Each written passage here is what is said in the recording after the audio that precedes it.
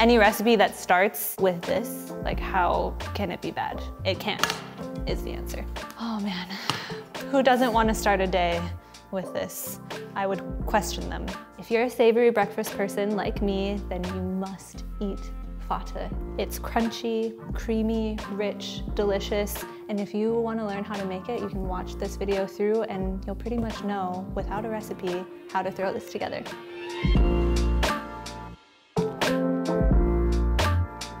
This is like a love letter to my favorite place that doesn't exist any longer, and it's sad.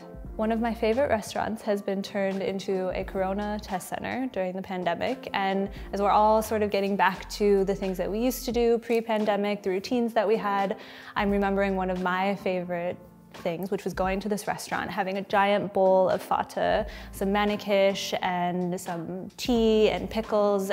I wanted to bring this feeling back to myself. Since I can't go to my favorite restaurant and have the Fatteh, I'm gonna make it at home and do my best to recreate it. So we've got some flatbread here, chickpeas, yogurt and tahini, a little bit of garlic, mint, some nuts on top. That's really all there is to it. I'm gonna get right into it and start with ripping up my flatbread. I have like a really thin Lebanese flatbread. It's not always the easiest to find. I can find it a lot in like Turkish and other Arabic supermarkets. If you can't find it, you could also use something like a very thin lavash, which I think they have in some German supermarkets I've seen that's like packaged, or you could use pita bread. So I'm actually just gonna rip it into bite-sized pieces. We're just gonna toast this up now in a little bit of olive oil until it's really brown and crispy. So I'm gonna get my olive oil. Yeah, as I was doing some research on this recipe and consulting my own taste memories, I guess, of eating it many, many times, I thought that the bread would be definitely like deep fried in a ton of oil, but I also saw in a lot of recipes that some people are even toasting it in the oven with not a lot of fat, not a lot of oil. So it really depends on what you want. I think for me, the easiest is just having a nice amount of olive oil, tossing it all together and frying it up to a crisp that way. I think this is the best way. A happy medium, a compromise. So I'm gonna toss it in. And if you haven't had it, it's a breakfast dish that's eaten really throughout many different countries in sort of the Levante and Middle East. So Egypt, Syria, Jordan, Lebanon, Yemen, a lot of these places are eating Fatteh, different regional variations of them. Some include meat, some have like some really soft, silky roasted eggplant inside. And it's really like a dish that's very, I think, personal to every person that makes it. They can increase the amounts of the different things in it, so like more or less garlic, more or less tahini. You can go even to the same restaurant and have it a totally different experience eating it than you did the day before, just because depending on the cook who's there. I wanted to just pay tribute to the place that I have had it the most, and that is a place called Yahala Snack, and this is my best like recreation of that. One of my, perhaps though, favorite bowls of Fatteh that I had at Yahala was a bowl that to me at first seemed like not only the bread was burnt, but the cashews on top were also burnt, but it was the most delicious bowl that I had there. So I'm gonna take this quite far, like this is what you want. It's not burnt, clearly, but it's quite brown. It's quite delicious, yeah. And then once this is done, I'll just remove it, and I'm gonna keep this pan because I'm gonna fry my nuts in it later. Okay, so I'm just gonna transfer them. Yeah, you could totally just eat this and be happy. And any recipe that starts with this, like how can it be bad? It can't, is the answer. Just a quick side note, if you like our videos, the best thing that you can do for us is to subscribe to our channel and support us that way. We would really appreciate it, and yeah, thank you. This can just stand by while I start to heat my chickpeas. So I'm taking a shortcut and using canned chickpeas. It's just more convenient.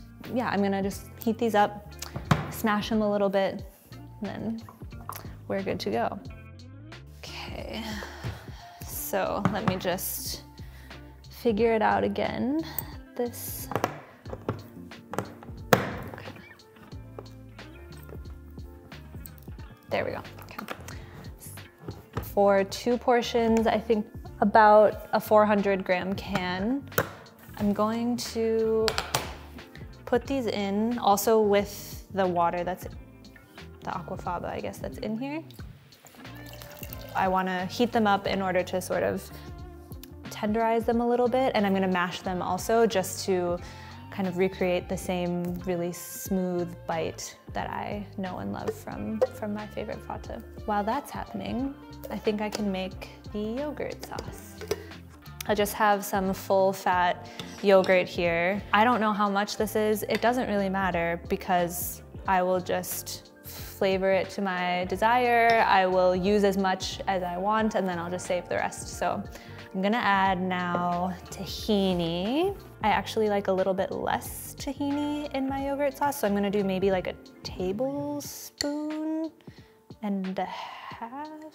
Okay, I'm gonna just stir this together.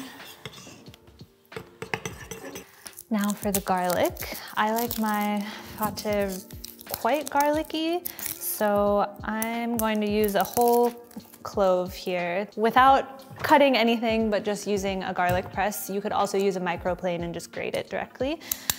This is a no knife recipe. Yeah, cool, that's good. That should be a thing, no knife recipe. Okay, if you are a little bit averse to garlic, you definitely can just press a whole clove and only use half of it and taste it and see if that's too much, because garlic, the flavor of it is just like much more intense when you press it or grate it than when you just slice it. So be careful. Okay. Now for my lemon. Thought it's a no-knife recipe? You have to cut a lemon. Can this still count as a no-knife recipe? I cannot tear a lemon in half with my hands, although I wish I could. 1 knife for 1 second. This is something you should always do for anything. It's just taste. That's the only way to know if it's exactly what you intend. I'm gonna add a little bit more salt.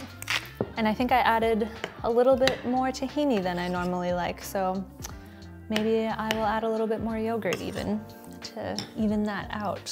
Big spoonful. Tahini has like a very distinct flavor. I don't want this to be like overpoweringly nutty. Yeah, it's just not my favorite taste to come out. I want it to be more tangy, lemony, garlicky. If you're not a fan of garlic, you can leave it out completely. If you want it to be super tang, super vibrant, super lemony, you could add the juice from a whole lemon. Totally up to your own taste. I'm actually even gonna add a little bit more lemon, and then I think we're good. I could also add more garlic, but I'm not going to because I don't feel like it. I will now mash my chickpeas, and for that, I'm just gonna use a fork. They're looking super soft. I'm only mashing like a third of them just to help thicken up the mixture a little bit. I want them quite soft so that you don't really have to work to chew them, but it's just smooth and just the pressure of your mouth can, you know what I'm saying, I think.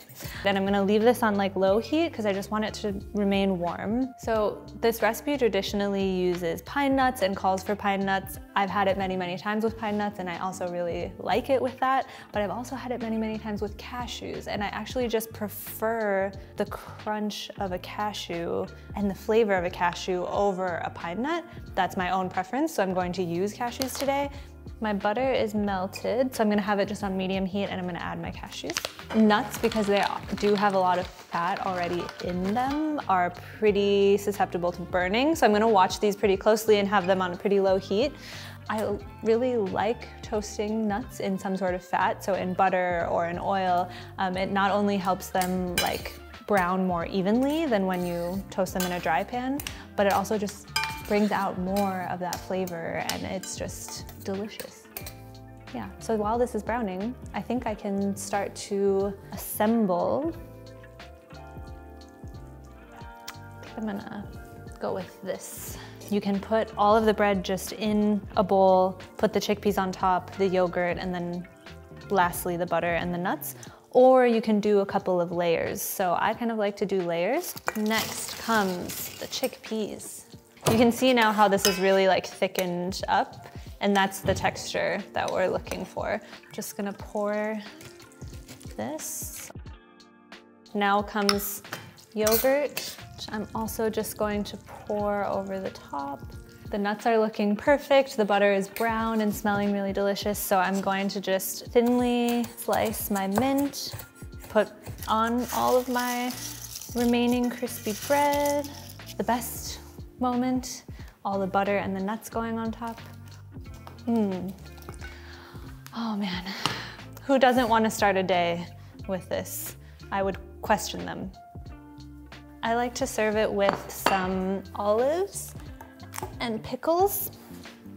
This is not necessary, but it's just another little thing that can kind of help cut the richness really of this breakfast dish. And lastly, a couple of sprigs of mint that I also just like to have on the side, so you can rip off a couple of leaves and eat that also in between spoonfuls of fatteh. That's it.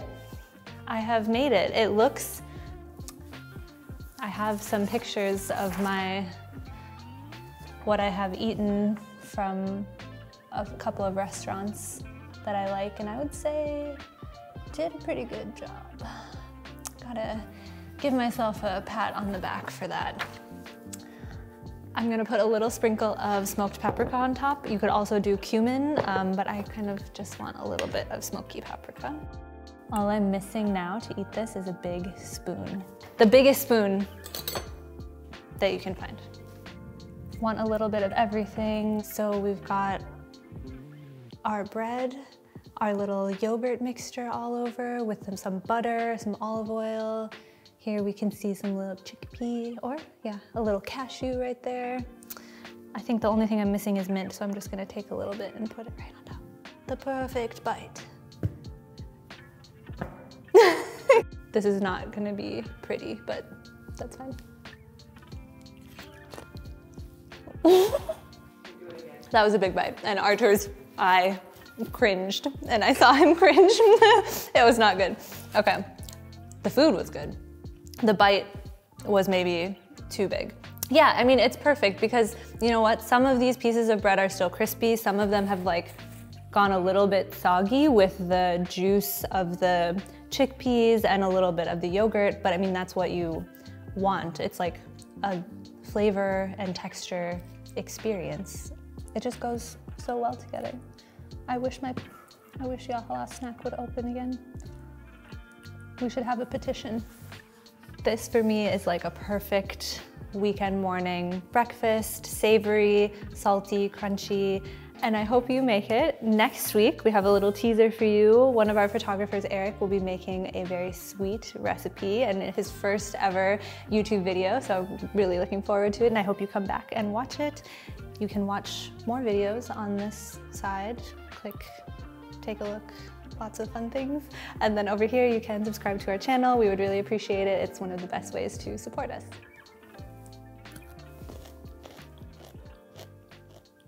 Bye.